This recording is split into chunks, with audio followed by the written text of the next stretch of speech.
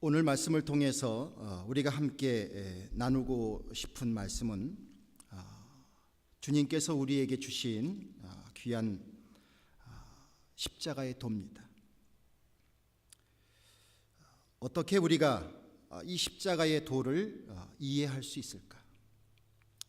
이 의미를 우리가 어떻게 마음속에 간직할 수 있을까? 우리 신앙인들에게 상당히 중요한 요소가 되는 것입니다. 고린도 교회의 사람들에게 있어서 그들이 가지고 있었던 어떤 모습이 있습니다. 고린도라고 하는 지역에 교회가 세워졌고 그 지역 안에 이제 전도가 돼서 사람들이 들어옵니다. 그런데 그 사람들에게는 그 이전에 어떤 배경이 있는 것입니다. 그 배경을 바라보게 되면 헬라의 문화 속에서 자란 고린도인들의 모습이 있고, 또한 일부의 사람들은 유대인이었는데 그 고린도 지역으로 이제 이주를 와서 살고 있다가 예수님을 믿게 된 사람이었습니다. 이들에게 그들이 가지고 있는 자신들의 백그라운드가 있습니다. 오늘 말씀 속에서도 볼 수 있는 것처럼 헬라 사람들은 무엇이든지 이렇게 이해를 해야 믿겠다 하는 마음들을 가지고 있습니다. 또 유대인들은 표적을 봐야 믿겠다 하는 마음을 갖고 있습니다. 이것이 그들의 신앙생활에 여러 가지로 사실은 기독교적인 신앙을 갖는 데에 많은 장애를 일으키기 시작합니다. 한번 생각해 보실 수 있을 것입니다.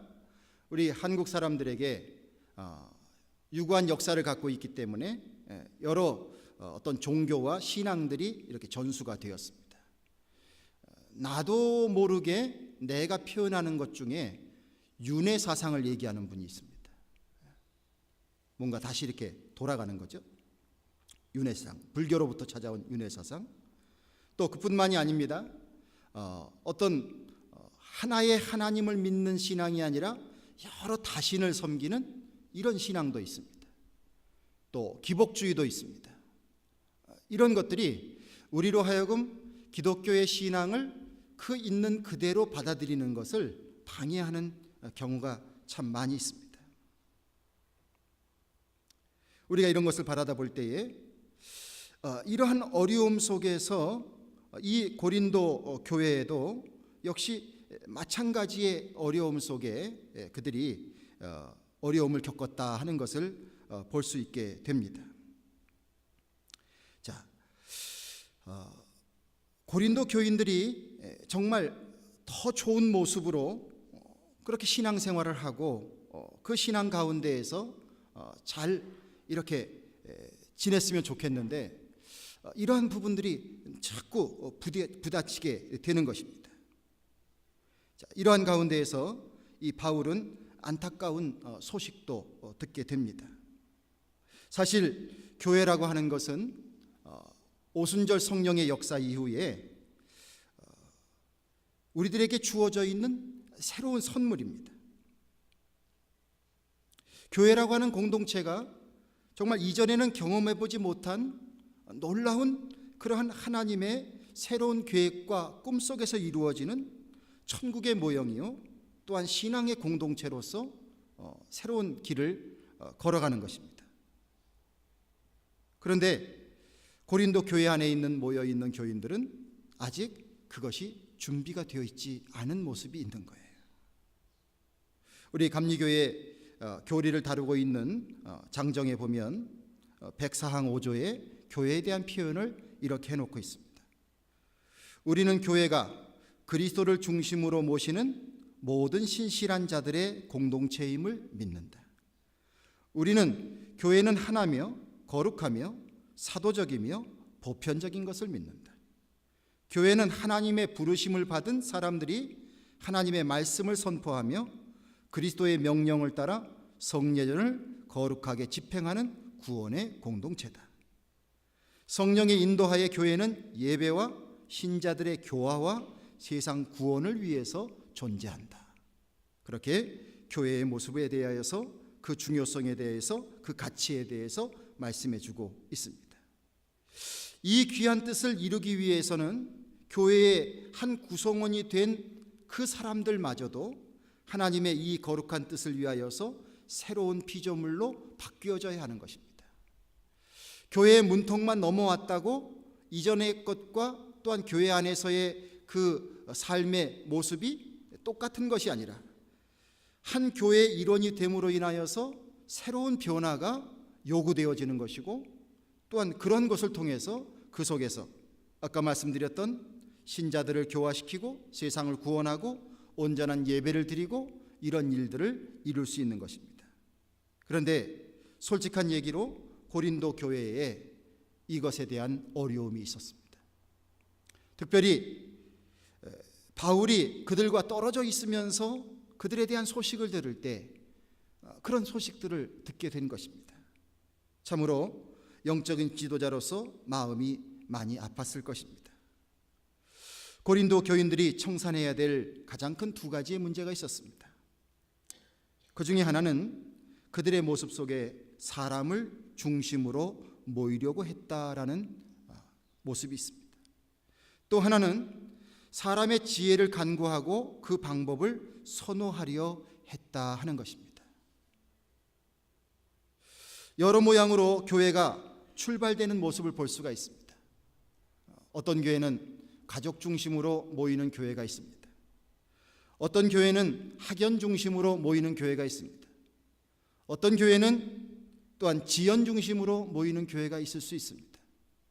그러나 출발을 어떻게 했더라도 그 모습 가운데 사람을 중심으로 또한 사람의 지혜를 간구하는 모습으로 교회가 계속되어져 나간다고 하면 그것을 우리는 다시 한번 생각해 보아야 할 것입니다.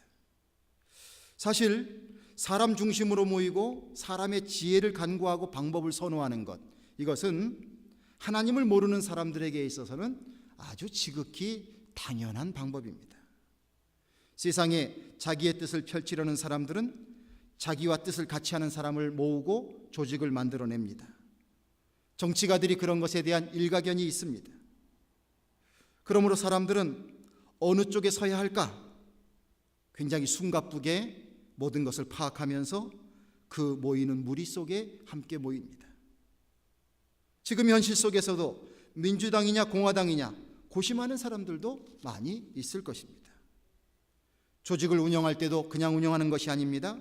온갖 인간의 지혜를 총동원합니다.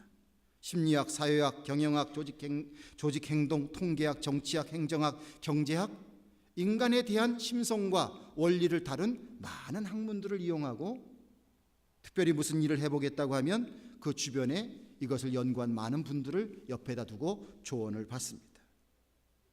요즘 같은 경우는 첨단과학, 정보력, 이것이 필수입니다.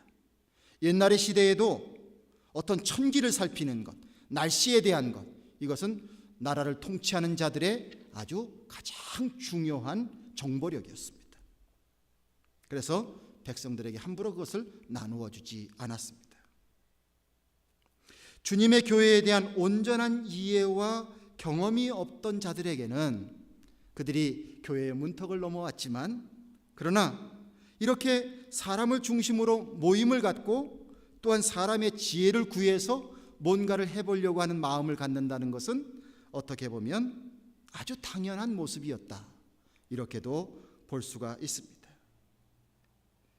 히브리 사람들은 히브리 사람대로 어떤 것을 이렇게 보고 그리고 그것을 특별한 기사와 이적에 대한 체험을 하고 이런 것을 좋아하는 그 속성, 헬라 사람들은 무엇을 논리적으로 이해하고 그것을 통해서 납득되는 이런 속성, 이런 것들을 배경으로 볼 때에 눈에 바라다 보이고 이해가 되고 예측이 되고 그렇게 가능한 것이 사람과 사람이 모여서 조직을 이루고 거기에서 인간의 이성이 합쳐지고 경험이 합쳐져서 그 가운데에서 그 다음 어떤 일을 도모해 나가는 것. 자, 이 모습을 고린도 교회가 버릴 수가 없었던 것입니다. 정작 당사자는 원치 않았지만 고린도 교회 안에는 그래서 바울파도 있었고 또한 아볼로파도 있었고 그리스도파도 있었고 게바 즉 베드로파도 있었습니다. 바울이 그것을 원했던 것 아니었을 것이고 예수님이 그것을 원하는 것이 아니었을 것입니다. 그러나 그들은 그들 안에서 그들 나름대로 그렇게 파벌을 만들어서 교회를 구성했습니다. 그런데 여러분들, 참 신비로운 것이 있습니다.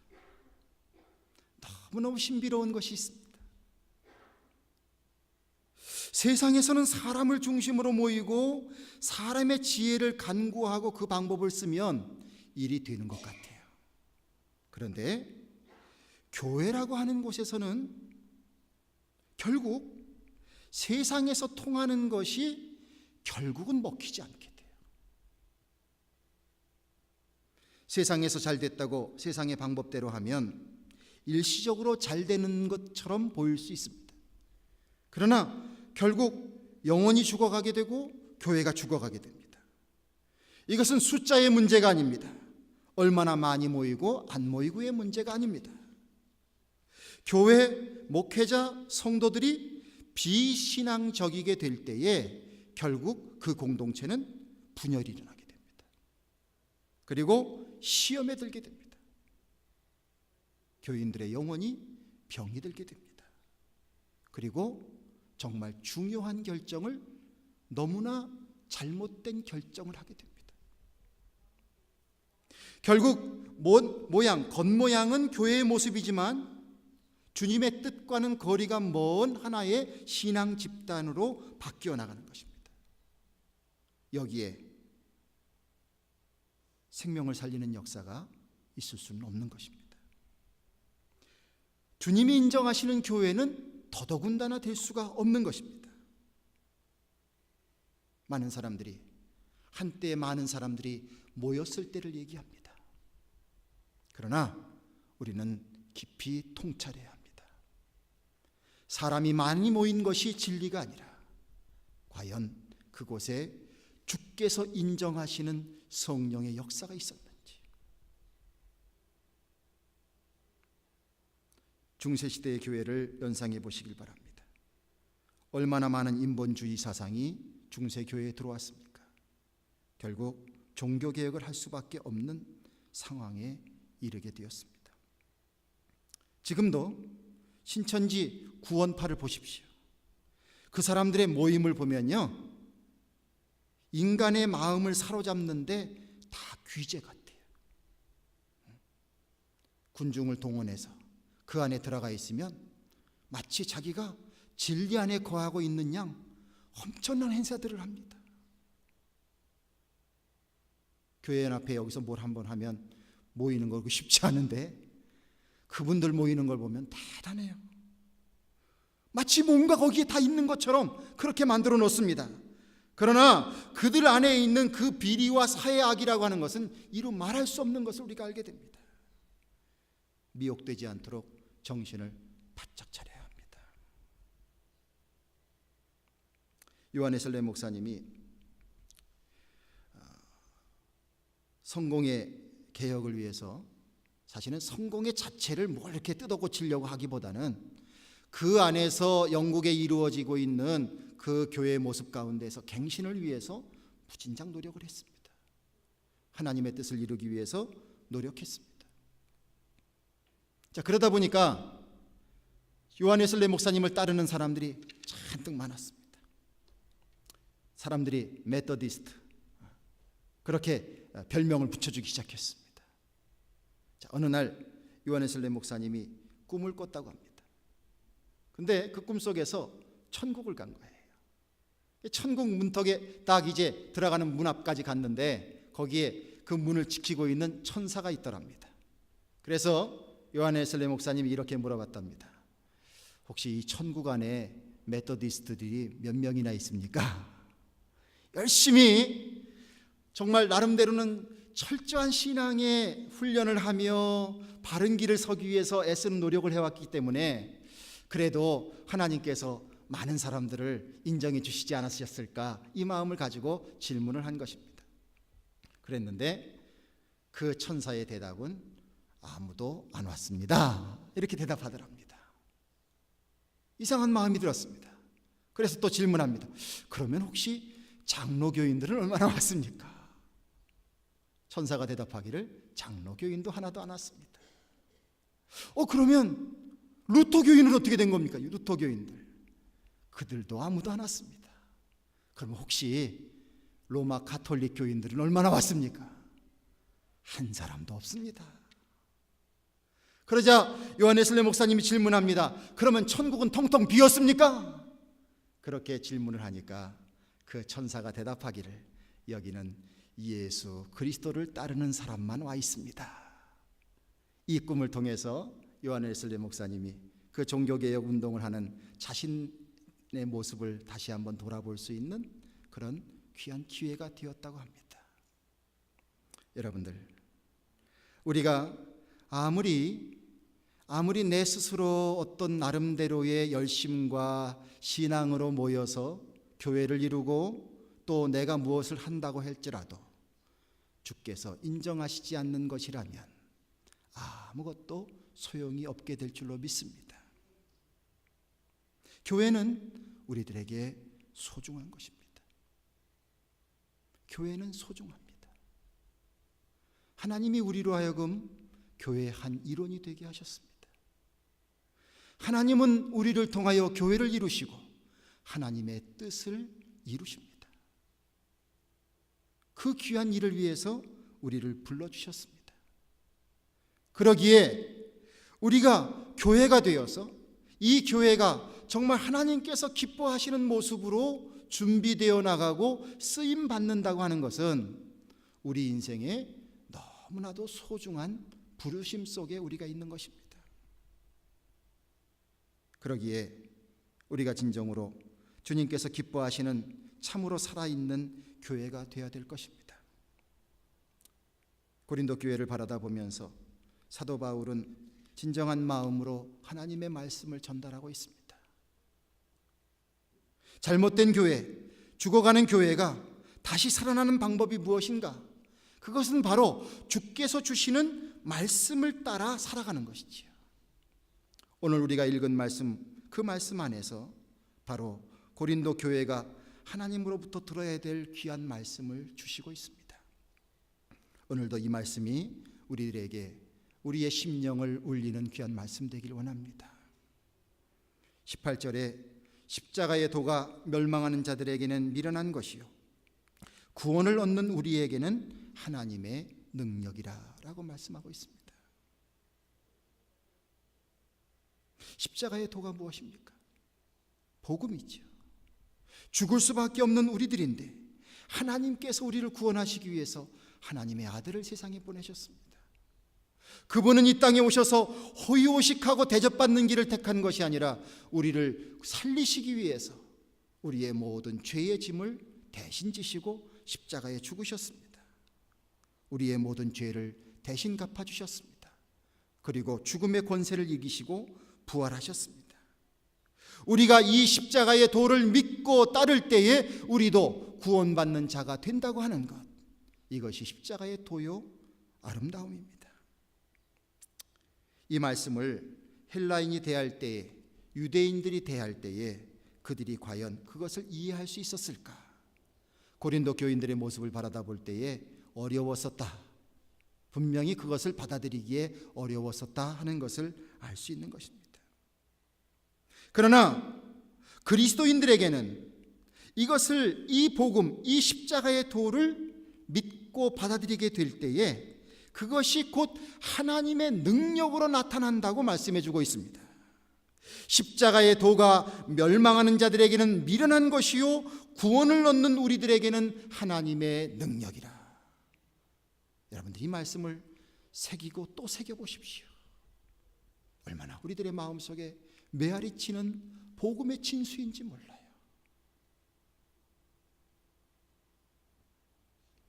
21절 말씀 속에 하나님의 지혜에 있어서는 이 세상이 자기 지혜로 하나님을 알지 못하는 거로 하나님께서 전도에 미련한 것으로 믿는 자들을 구원하시기를 기뻐하셨도다라고도 말씀하고 있습니다. 세상이 아무리 지혜 있는 자라고 할지라도 그들의 식견과 지혜로서는 그리스도의 도가 설명되지 않습니다. 잘 들어보십시오. 세상의 지혜는 이런 겁니다. 강한 자는 약한 자를 이기는 겁니다. 그렇죠? 강한 자가 약한 자를 이기는 거죠. 있는 자가 없는 자를 이기는 겁니다. 죽이는 자가 죽임 당하는 자를 이기는 거예요. 유명한 자가 무명한 자를 이기는 것입니다. 사람을 가져서 내 사람을 만든 사람이 혼자 있는 사람을 이기는 것입니다. 이게 세상의 논리요, 세상의 지혜입니다.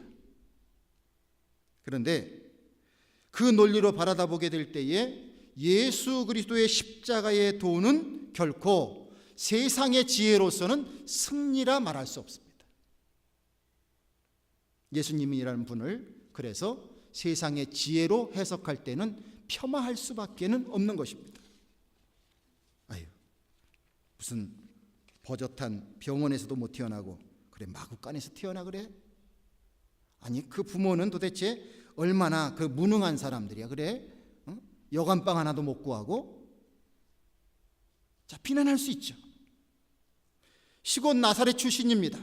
서울 출신이 아니라 시골 출신입니다. 제자로 삼은 사람들도 다 어떻게 보면 뭐 가방끈이 다 짧은 사람들이에요. 저 변두리 갈릴리라고 하는 저 어촌에 거기서 있는 사람들 불러낸 거예요. 그리고 좀 세상에 권력 가진 사람들, 그 사람 좀 비유 맞추면 얼마나 좋겠어요. 무슨 국회의원 한번 되려면 공천받기 위해서 얼마나 아부를 하겠어요. 근데 예수님은 그냥 그 성격이 또 얼마나 대쪽 같으신지 기득권층이 싫어하는 소리만 하는 것 같아요. 어떻게 저렇게 융통성이 없나. 섣벌리 당나귀 타고 예루살렘으로 입성을 하다가 주목받게 되고 결국은 자기가 불러들인 제자 중에 한 사람한테 배신당해서 그래서 붙잡히게 되고 그래서 수치스러운 누구도 지고 싶지 않은 십자가 지고 그 십자가에서 죽은 그 존재, 그러다가 역사 속에 사라진 한 젊은 청년, 결혼도 못 해본 것 같고 뭐 이렇게 인간의 가치관을 가지고는 예수님의 존재를 한없이 폄하할 수 있습니다. 예수의 인생은 실패한 인생뿐이다, 그렇게 말할 수도 있을 것입니다. 그런데 주님께서 우리에게 주신 말씀은 다릅니다. 세상이 미련하다고 생각하는 십자가의 도를 통해서 하나님은 주님을 믿는 자들을 구원해 나가십니다. 이 세상의 지혜자들은 예수님을 죽이면 모든 것이 덮어지고 끝나는 것이라 생각을 했지만 복음의 심지는 꺼지지 않습니다. 예수님 하신 말씀은 거짓된 말씀이 아니라 그 말씀이 참된 말씀임이 드러나기 시작합니다. 그리스도의 도가 만방에 퍼집니다. 밟으면 밟을수록 복음이 전파되게 됩니다. 이 모든 과정을 통해서 하나님은 세상의 지혜로운 자들, 세상에서 지혜롭다 하는 자들을 부끄럽게 만드시고 오히려 예수님을 세상의 지혜자 위에 두십니다. 하나님의 예수 그리스도를 통한 십자가의 도를 통한 그러한 놀라운 역사는 어제도 있으셨고 오늘도 진행되고 있고 그리고 내일도 역사합니다. 참으로 신비로운 일이 아닐 수 없습니다. 왜 오늘도 수많은 젊은이들이, 그들이 세상적으로 나가도 조금도 부족함이 없을 사람들이 어느 날 모든 것을 정리하고 이곳으로 저곳으로 아골골짝으로 저 오지로 모든 것을 던져두고 나가서 예수 그리스도의 사랑을 전합니까? 예수 그리스도의 이름을 가지고 자기의 부귀영화를 버리면서 왜 나가서 희생을 합니까? 주변 사람의 반대에도 불구하고 왜 그런 길을 택합니까? 참으로 신비로운 일이 아닐 수 없습니다. 고린도전서 1장 22절 24절에 이렇게 말씀하고 있습니다. 유대인은 표적을 구하고 헬라인은 지혜를 찾으나 우리는 십자가에 못 박힌 그리스도를 전하니 유대인에게는 거리끼는 것이요 이방인에게는 미련한 것이로되 오직 부르심을 입은 자들에게는 유대인이나 헬라인이나 그리스도는 하나님의 능력이요 하나님의 지혜니라. 할렐루야. 우리가 어떤 사람이었든지 어떤 배경을 갖고 있었던 사람이었든지 주님 안에 부르심을 받고 그리스도 안에 그 복음의 놀라운 십자가의 그 도를 깨닫게 되는 사람에게는, 우리에게는 예수 그리스도가 실패자가 아니요 바로 하나님의 능력이요 하나님의 지혜로 역사한다고 말씀하고 있습니다. 그러기에 우리는 예수 그리스도를 통한 이 도를 가장 소중한 것으로 여기고 그것을 말할 수 있어야 할 것입니다. 주님의 교회가 진정한 교회가 되는 것은 십자가의 도를 붙잡는 것입니다.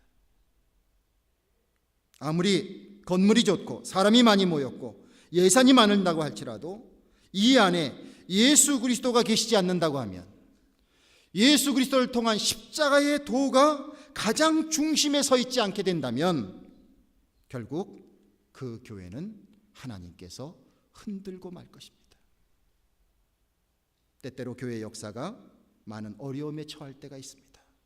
그러나 우리는 영적인 눈으로 바라다 보아야 합니다. 세상적으로 아무리 크게 모였다고 할지라도 하나님께서 인정하시지 않는 교회는 반드시 하나님께서 강풍을 보내십니다.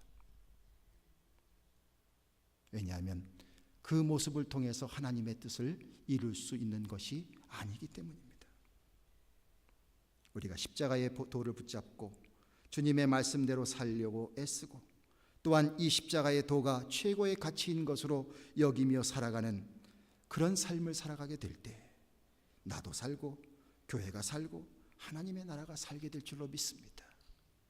교회에 하는 역할, 참된 예배가 있고 사람을 교화시키고 세상을 구원할 수 있는 이 귀한 사역을 위하여 부름받은 우리의 교회는 바로 십자가의 도를 붙잡을 때에만 이 사명을 감당하게 되는 줄로 믿습니다. 우리의 출신과 배경이 어떠하든지 주님이 나를 그리스도인이 되게 하셨고 주님의 몸된 교회의 일원이 되게 하셨습니다. 여러분들 십자가의 도를 믿고 따라가면서 주님의 능력을, 우리를 통하여서 나타내시는 주님의 능력을 보여줄 수 있는 우리가 되길 원합니다. 예수 그리스도가 곧 세상을 이기시는 하나님의 지혜가 됨을 하나님은 우리를 통하여서 이 세상에 증거하기 원하십니다. 이 마음 갖고 살아가자는 거예요.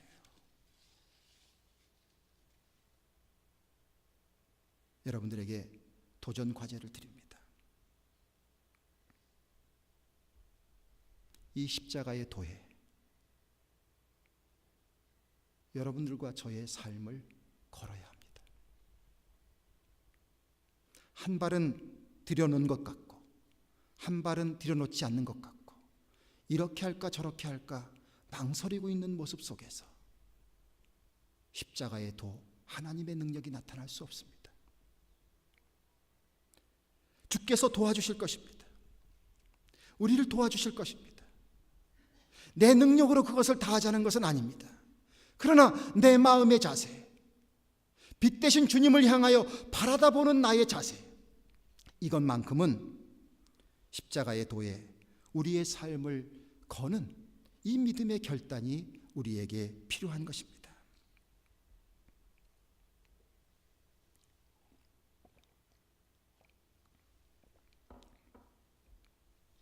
여러분들, 우리는 참으로 흠도 많고 결점도 많고 나의 죄를 생각할 때 남 앞에 부끄러운 존재입니다. 그러나 주님께서는 그럼에도 불구하고 예수 그리스도의 보혈의 공로와 그 십자가의 도를 통해서 우리를 하나님의 거룩한 일을 위하여서 불러주셨습니다. 한 교회가 되게 하시고 거기에 사명을 주시고 그리고 주님의 영광을 드러낼 수 있도록 그렇게 하셨습니다. 우리가 이것을 기억하고 살아가야 돼요. 우리가 많은 경우 자기 문제에 도취되어 살 때가 참 많습니다. 건강 문제, 또 물질의 문제, 그냥 인간관계의 문제, 부부간의 문제, 자녀와의 문제, 그냥 남을 돌아볼 새도 없이 내 자신의 문제에 도취되어 살아갈 때가 참 많습니다. 그러나 여러분들, 이것이 하나님이 우리에게 주신 우리의 자화상은 분명히 아닙니다. 지금 뭔가 잘못되게 살고 있는 거예요. 내가 잘못되게 살고 있다는 것을 알아야 됩니다. 하나님은 우리를 통해서 하나님의 귀한 일, 큰 일을 위해서 우리를 부르십니다. 이 큰 일을 위하여서 우리를 부르시고 너희는 먼저 그 나라와 그 일을 구하라. 그러면 주께서 모든 것을 더해 주시겠다고 말씀하셨습니다. 내가 내 문제에 골몰해서 그 문제를 가지고 씨름하고 있을 때 문제가 해결되는 것이 아니라 하나님 안에 쓰임받고 있을 때 주께서 나의 문제를 다 해결해 주신다고 약속해 주셨습니다. 이것을 믿는 우리가 되어야 됩니다. 그래서 주님 앞에서 자꾸 징징거리지 않았으면 좋겠어요. 주님의 나라와 그 영광을 위해서 쓰임받는 자가 되기를 위하여 기도할 수 있는 우리가 되기를 간절히 축원드립니다. 자, 옆 사람하고 이렇게 한번 인사하시면 좋겠습니다. 나는 큰 일을 위해 쓰임받을 사람입니다. 함부로 건드리지 말라는 뜻은 아닙니다. 우리 모두는 정말 주님께서 우리를 부르셔서 세우셨습니다. 교회를 만드셨습니다. 정말 큰 일을 위해서 쓰임받을 존재들입니다. 그 마음 갖고 살아가야 되죠. 고린도전서 1장 25절, 하나님의 미련한 것이 사람보다 지혜 있고 하나님의 약한 것이 사람보다 강하니라. 할렐루야. 다시 한번 말씀드립니다. 하나님의 미련한 것이 사람보다 지혜 있고 하나님의 약한 것이 사람보다 강하니라. 우리의 인생은 하나님이 허락하신 것입니다. 교회도 하나님께서 허락하셨습니다. 세상 사람들이 다 이해할 수 없는 방법으로 하나님은 이 세상을 부끄럽게 하십니다.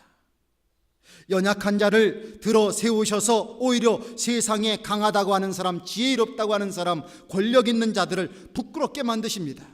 이미 예수 그리스도의 사건을 통해서 그렇게 하셨습니다. 그러므로 이제 우리는 이런 마음을 가져야 합니다. 헬라 사람들이 생각하는 대로 나는 이해해야 돼. 이해해야 모든 것을 내가 할 수 있어. 이런 이성만을 절대적으로 따라가는 이 마음, 또한 난 경험해보지 않고는 결코 인정할 수 없어. 나에겐 경험이 중요해. 이런 경험주의적인 사고방식, 이것을 통해서 나를 꽉 싸고 있는 이 불신앙적인 요소, 이것으로부터 여러분들 주님 앞에 우리 자신들을 내어 드릴 수 있는 우리가 되기를 바랍니다. 나의 경험, 판단을 앞세우기 전에 전능하신 하나님을 더욱더 의지하십시오. 주님을 믿으십시오. 잘 이해가 되지 않는다고 할지라도 신실하신 하나님의 모습을 기억하면서 믿음을 가지십시오. 그리고 주님 앞에 내 자신을 드려보십시오. 문제가 있을 때, 우리의 교회 문제가 있을 때, 나의 삶의 문제가 있을 때 내 꾀를 앞세우려고 하지 마시고, 내 판단과 내 주장을 앞세우려고 하지 마시고, 주님, 저의 지혜보다 주님의 지혜가 더 뛰어나십니다. 저의 힘보다 주님의 힘은 비교할 수 없습니다. 주님은 나보다 크신 분이십니다. 주님을 인정합니다. 이 마음 갖는 우리가 되기를 바랍니다. 제가 담임 목사님으로 섬겼던 나성한인교회 송기성 목사님, 지금 정동교회 한국에서 목회하고 계신데 이번 주간에 미국에 부흥회도 오셨습니다. 이분이 가장 많이 쓰는 표현 두 가지가 있습니다. 하나는 하나님의 은혜로, 또 한 가지 표현은 주여 한 해만 더. 이것이 그분의 고백이요 표현입니다. 하나님의 은혜로, 주여 한 해만 더. 고등학교를 졸업할 시절에 사형 선고, 시한부 인생의 판정을 받았습니다.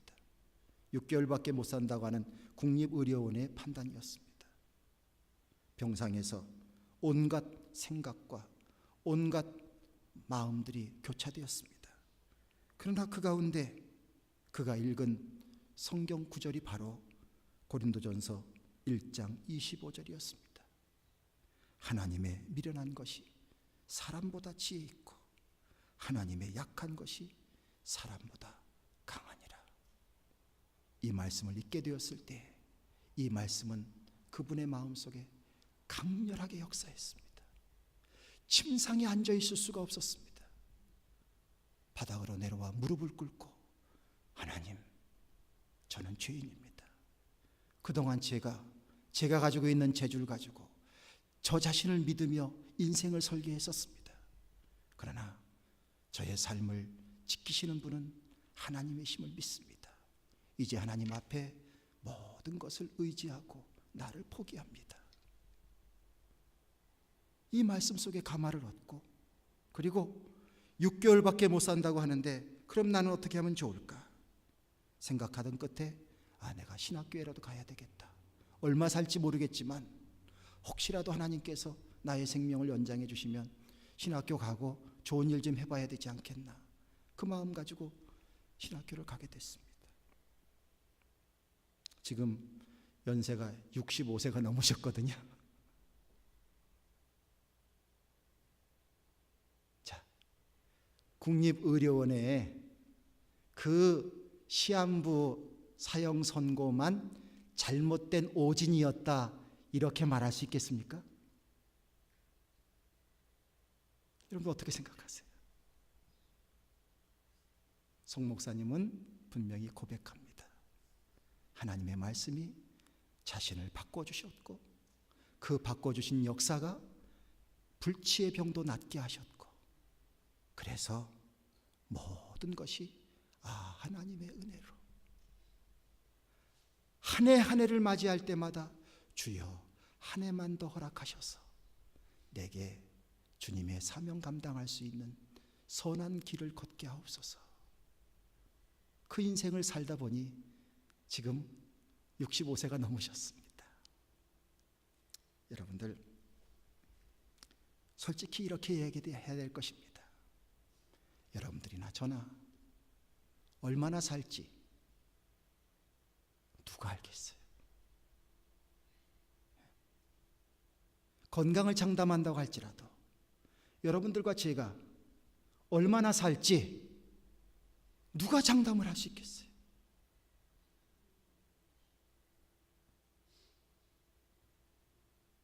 오늘 하루하루의 삶이 주님이 우리에게 허락하신 천금 같은 기회입니다. 이 천금 같은 기회를 우리가 그냥 날려버려서는 안 될 것입니다.